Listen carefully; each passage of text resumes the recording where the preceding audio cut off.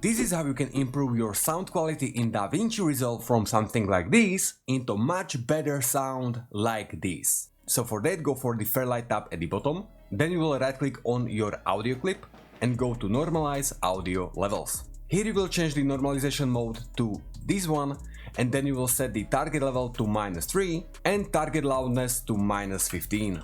Hit normalize, then you will go for the mixer at the right and you will hit plus.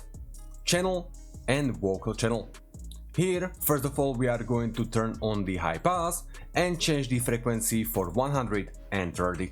Then under equalizer, we are going to change the low frequency to 150, low gain to 8.4, high frequency to 6400 and the high gain to level around the 6. Then we are going to enable compressor, change the threshold to -20 and ratio to level around 4. Okay, now in case you don't want to set it up every time you will work on new project, you can click on the 3 dots at the top right and hit the set as default. And thanks this, from now, anytime you will apply the vocal channel effect on your audio clip, it will have preset all of those settings as default. Okay, but that's it. This is how you can improve your sound quality in DaVinci Resolve from something like this into something much better, like this.